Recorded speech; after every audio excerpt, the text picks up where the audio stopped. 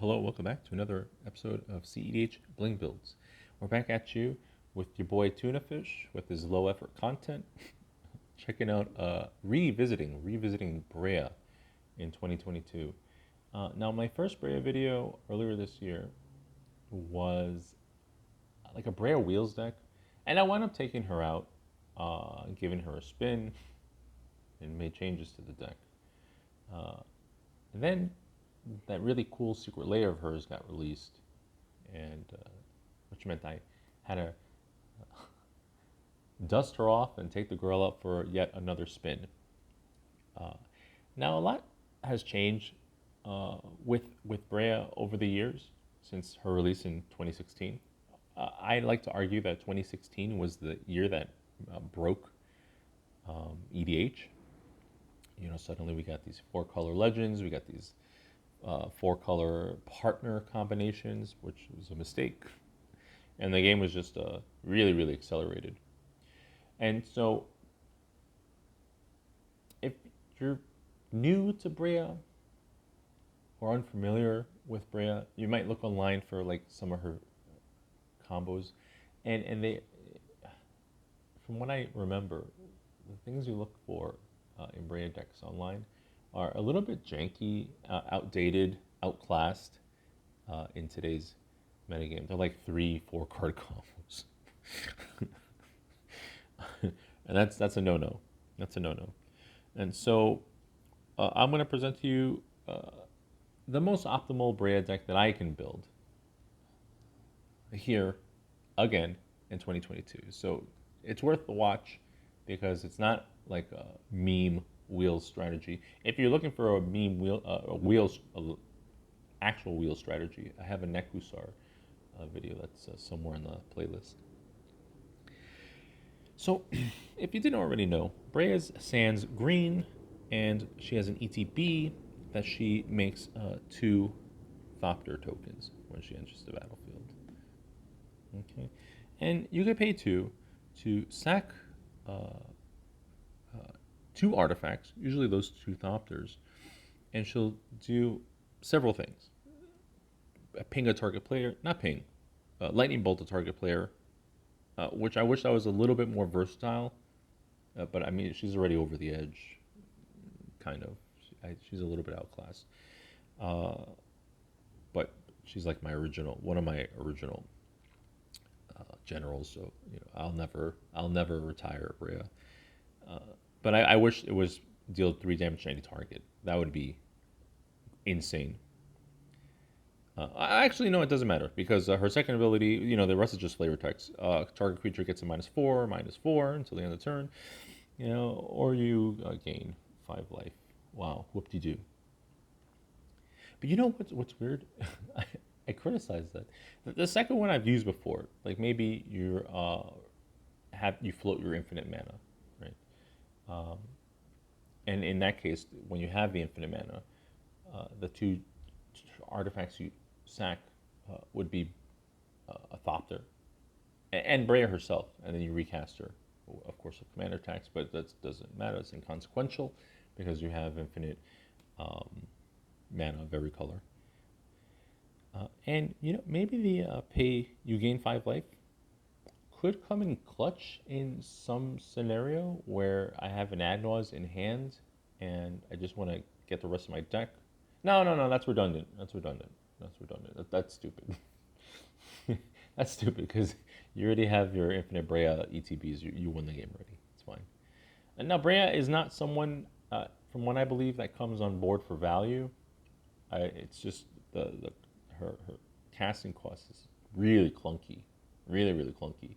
If she was like 3 and a white, right, that would be different. But she's not someone that just comes out to say like what's good, for no real reason. In these old deck techs that were like 3 card combos, yeah, she had to come out so you could set up like a Nim Death Mantle, Ashnod's, all blah blah blah blah. Ugh, no good. But not anymore. Now, in my opinion, I love Breya. Breya's one of my mains. I love Breya. But if I'm going to be 100% honest with you, the deck, is outclassed by like a Timna Jessica. A lot of the same strategies, except for that you're not in blue, obviously, but a lot of the same uh, engines in here. And then Jessica and Timna each respectively do have some utility in the command zone. Uh, Jessica to wipe away dorks. Jessica could get in and start drawing cards. So Breya, in my humble opinion, is outclassed by Timna Jessica. A lot of the same strategies, a lot of the same engines. Except for in blue, we could get a little bit cute, just a little bit cute. So let's get into the video. Of course, we have both arts. That's how we roll on this channel. You didn't think? You didn't think? What? I'm not gonna get the double master with the new border. I know that's the more money one with this art, but this is my original card. This is my card from a very, very long time. We have history together. All right, let's get into the combos in this deck. So we're in blue. We're in Jeskai colors, right? So we have access to the unbeatable Jeskai Intuition pile. What do you mean? Okay, we've done this a million times. Okay, Intuition will get you Underworld Breach, Savine's Reclamation, or a Lion's Eye Diamond. Let's try to do something about this glare.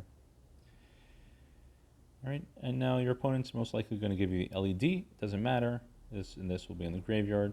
But if you could produce the, you make 3 white, and hopefully you'll be able to pay the rest, right? The missing 2 to recast, not recast, but cheat in your Breach and Lion's Eye Diamond, and then you start your boom, your Underworld Breach shenanigans from there.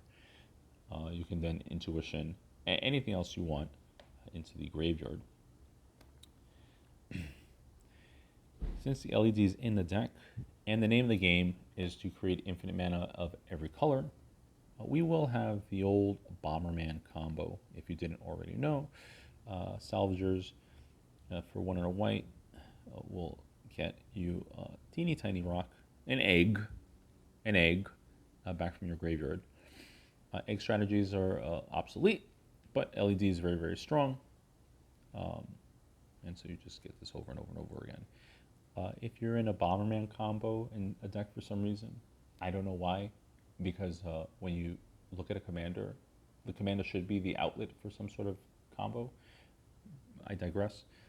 Pyrite Spellbomb is was usually the finisher.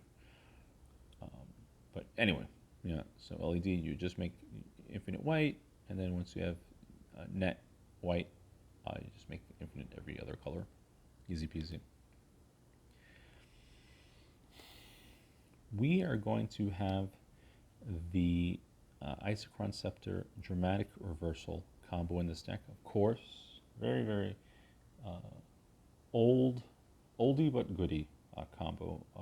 Dramatic Reversal, 1 and a blue, instant speed, untap all non-land permanents.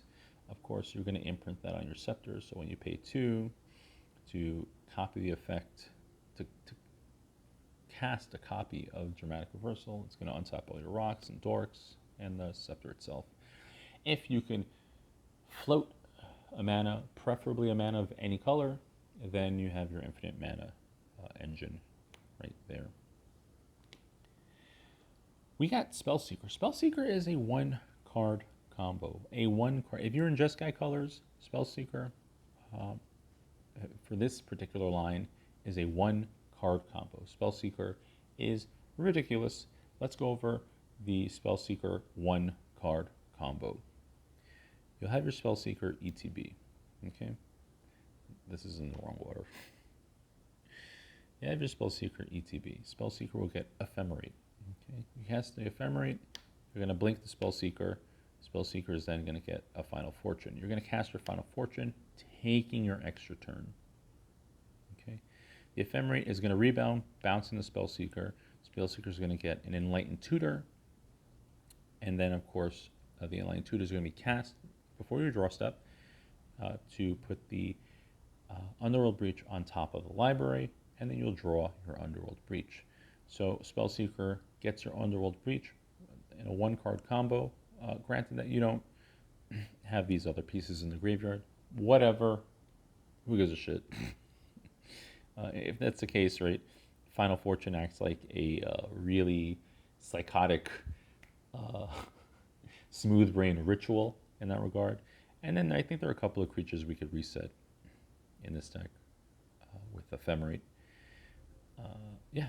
And then, of course, once you find your Underworld Breach, tick, tick, tock, the clock is ticking.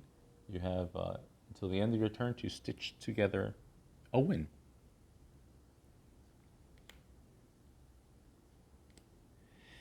Since we're in Underworld Breach, we have the the Brain Freeze. Brain Freeze, of course, is going to feed our graveyard for our Underworld Breach lines. It could be a win condition if you have the fodder to keep, during Underworld Breach, to keep looping. Don't count on it. But yeah, Brain Freeze in that regard, just in regards of combos, is a versatile card.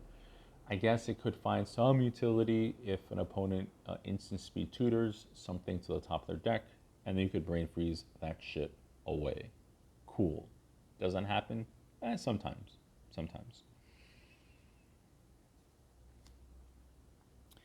We have Thassa's Oracle and Demonic Consultation. Too simple of a combo. Very, very easy combo to assemble, so it stays. And then, of course, Tainted Pact as our backup Demonic Consultation. But,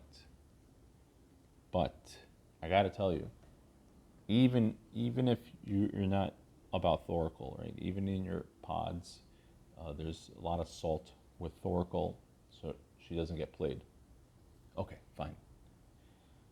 But don't sleep on Tainted Pact as a tutor, okay? Tainted Pact is an incredible instant speed tutor. It's an instant speed demonic tutor. Let's be real. When you have one half of your combo ready to go in the Tainted Pact, play the Tainted Pact. As long as your mana base can account for a Tainted Pact play, right? I tell you guys all the time, if you're playing with like a scrubbier player in your pod and he Thoracle Tainted Pact, let them play it out. Let them flip 5 islands with their Tainted Pact, okay? But whatever. Tainted Pact is an incredible A plus B tutor. Don't sleep on Tainted Pact. It is, I think it's ban worthy, right? If they're going to do something about this, I don't know. Maybe get rid of one or the other. Maybe get rid of the Tainted Pact. It's really, really strong. No Praetor's Grasp in this deck. Usually I tech in a Praetor's Grasp, but we have other means to win, so not that crazy. It's a really, really good hate card, just to take an opponent off of their combo, or it's something I'll eyeball. It's something I might consider slotting into this deck, a Praetor's Grasp. If you didn't know, Praetor's Grasp is a 1 black sorcery. It just exiles some shit from my opponent's deck face down, and then I can play that card as long as it remains face down.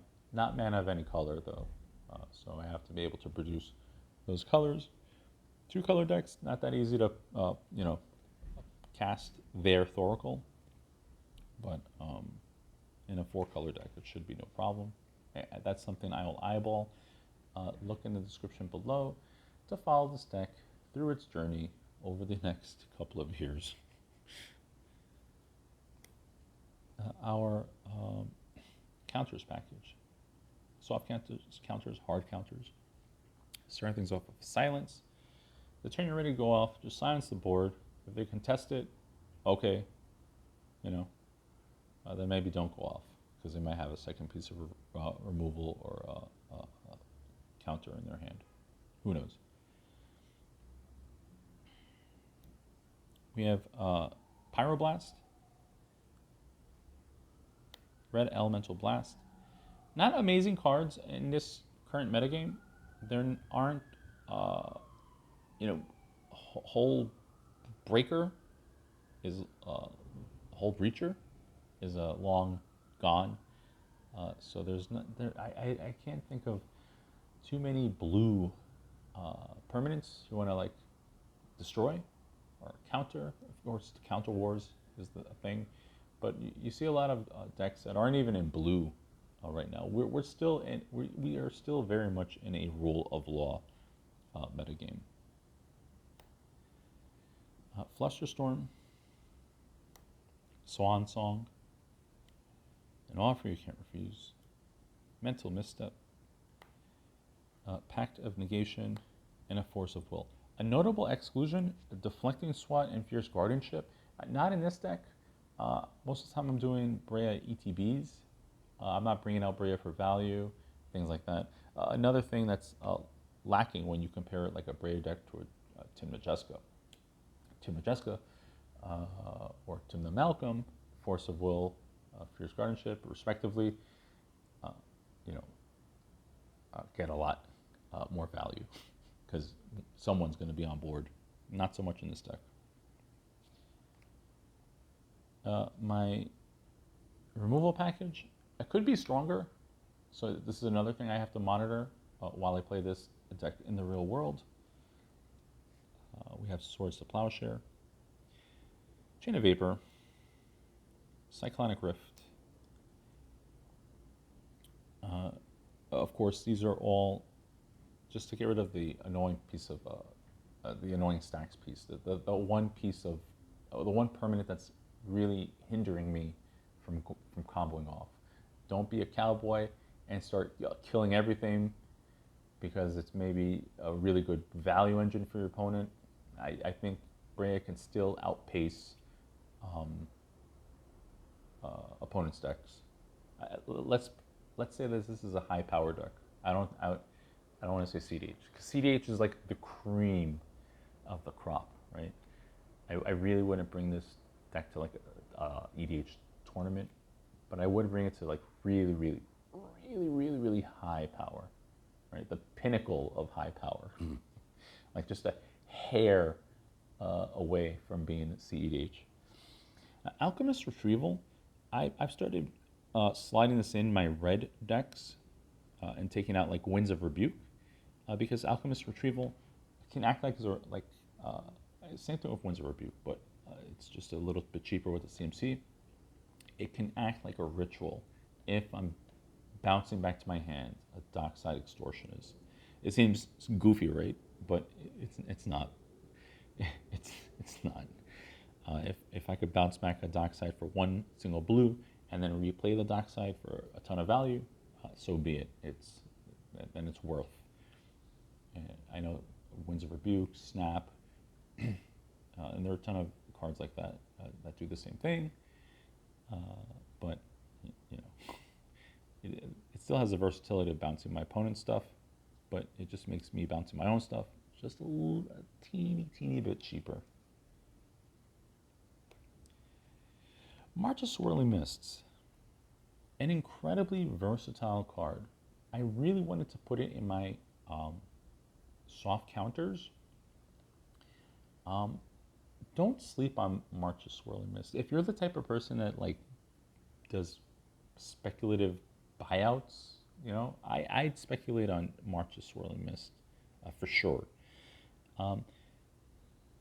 For X and a blue, you start pitching blue cards, and that's going to cover the cost of two creatures, and you're just going to phase them out. And so, March of Swirling Mist can be an offensive or defensive card. You could use it to protect your own stuff under like some spot removal or board wipe or wrath, or you could just phase out all the annoying hate bears, the rule of law type of hate bears and stuff like that, and just get rid of it, just so you can then combo off. So March of Swirling Mist, very, very strong card, very, very versatile. Yeah, you're going to see a lot more of this card, for sure. My draw package, I've been playing less and less cantrips. I hate it, but It's just the name of the game right now. It's a more creature-heavy game with rule of law abilities, so it's kind of like a not a very strong play to like cantrip rock because you can't do it. You can't do it. Rule of law. It's really like that out there.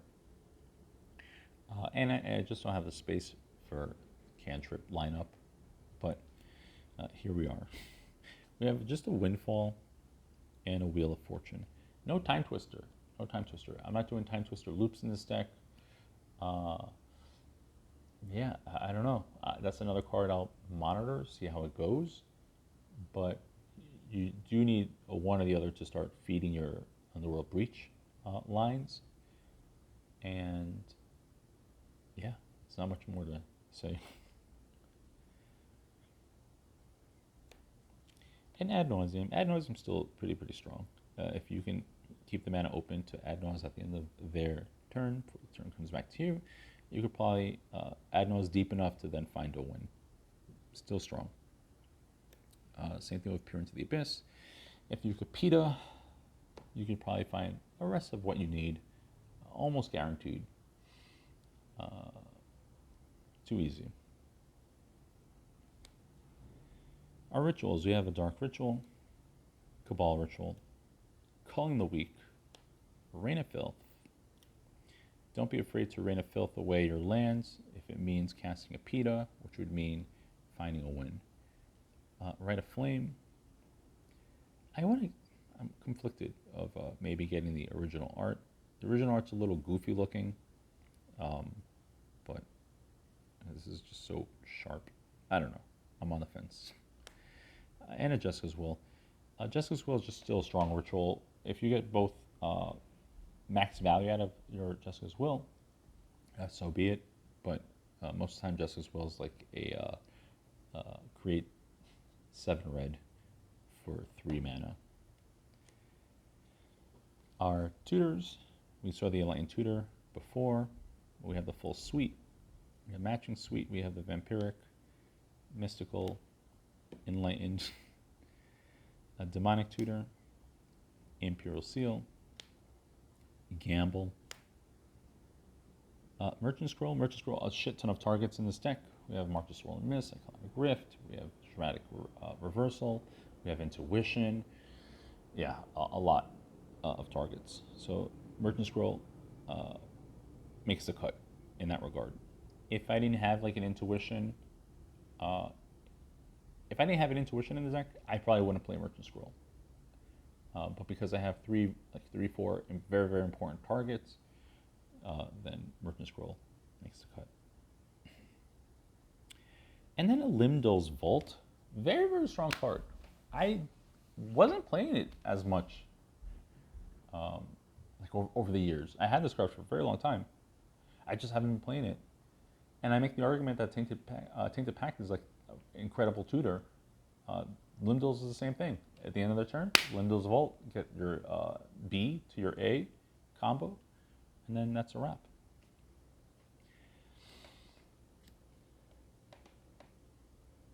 Yeah, there's not much. It's like a bad Tainted Pact. So, yeah, play your Limdol's Vaults. Our creatures package. Starting these off with our, play them, and if they stick, perfect. And if they're still around by the time you're ready to combo off, you're uncontested practically. And so, we have Grand Abolisher. Ranger of Captain of Eos, another really strong card, very versatile. This deck, I only have 1 target for Ranger of Captain of Eos. Not a big deal. It's so weird that the game has come such a long way where white has a respectable amount of representation in a deck.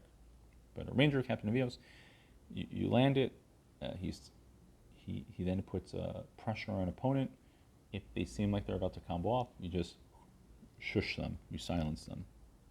Of course, the turn you're ready to combo off, you just Ranger. Ranger goes for Esper Sentinel most of the time, so it's so weird For me, where white was always so weak, it was the most neglected color in a deck that was in white. But now suddenly I have to keep a 1 and 3 white open just to make this standard play. The standard play you see all the time.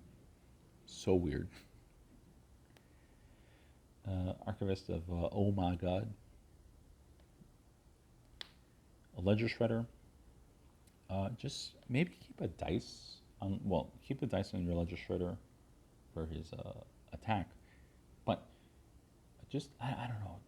Make sure you're not on your phone looking at Instagram thoughts with Ledger Shredder on board. Okay, you want to get as much value from him as possible, and that includes yourself. A Notion Thief, he was gone for a long time. He's back now. I'm seeing a lot of people drawing more cards. Ergo, Notion Thief earns a slot. Draneth Magistrate, the Dauthi Voidwalker, Opposition Agent, a Gilded Drake. Gilded Drake is another one of these cool cards that you could bounce. Oh no, you can't ephemerate. But if you have a deck that like just is in blue and red, and Dockside's in it, you're gonna do Dockside things. So that means that you have a ton of bounce permanent spells, and you can also use those on your Gilded Drake. Take your opponent off with their really strong commander or their really high value creature. Yeah, not much else could be said.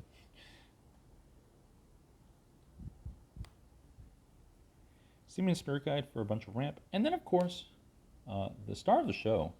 The star of the show in so many decks, Dockside Extortionist. Well, what else can we say about Dockside Extortionist? Then I don't know. He's the only reason to really be in red currently for like the last 2 years since its release. He's the only reason why any deck should be in red, and that's the sad truth. At least in CEDH scene. Dauthi is very, very strong. I'm still on the fence of which version I want to upgrade my. Did I say Dauthi? Dockside's still really, really strong. I'm still on the fence of which Dockside I want to pick up. I know the Borderless is the premier version, but it's hideous. It's the ugliest fucking thing I've ever seen in my life. I don't want the Ebenezer Scrooge Dockside. So I might just pick up the etched foil. I don't know yet. Whatever. And there, of course, there's also the speculation that Dockside might be banned. So I just don't know what to do. Let's wrap things up with our enchantments. We have Simple, Ristic Study, Mystic Grimoire, easy peasy. My colors are all over the place, so I don't have space for Necropotence. Our rocks, we have a Lotus Petal. Clearly no Jeweled Lotus, that wouldn't make sense in this deck. Arcane Signet, Felwar Stone, Talisman of Dominance, and Talisman of Progress. And that's it for these type of rocks. Chromox, Mox Opal, Mox Diamond. And then our colorless, we have a Mana Vault, Soul Ring, and a Mana Crypt. Our lands package, pretty standard lands package for a deck like this. We have all 10 fetches. We have we have all 6 duels, but we only have the blue shocks and the 1 Rakdos shock for Peer into the Abyss and Dockside Underworld Breach.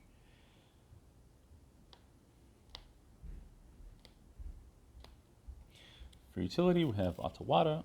I know I say that Breya is not on board except for outside of combo. So I don't know how much value Atawada will get. I'll keep an eye on its performance. I'm sure it's not a big deal. I'm sure the utility it brings outweighs the channel cost reduction. Ancient Tomb, a Rainbow, we have a Gemstone Cavern. Command Tower, Forbidden Orchard, I don't care about giving my opponents 1/1s. Exotic Orchard, I'm in 4 colors. I'd rock Exotic Orchard in 2-color deck, I don't care. Mana Confluence, City of Brass. Of course, if you didn't already know, this type of mana lineup is very, very important. If you're running a Tainted Pact, you can't run 2 of the same. Even your mana base is singleton. If you didn't already know that, I go on Reddit. There are people who don't already know that. Anyway, there you have it. Breya, once again in 2022. Anime girls. That's right. What about it? Anyway, thanks so much, and take it easy. Goodbye.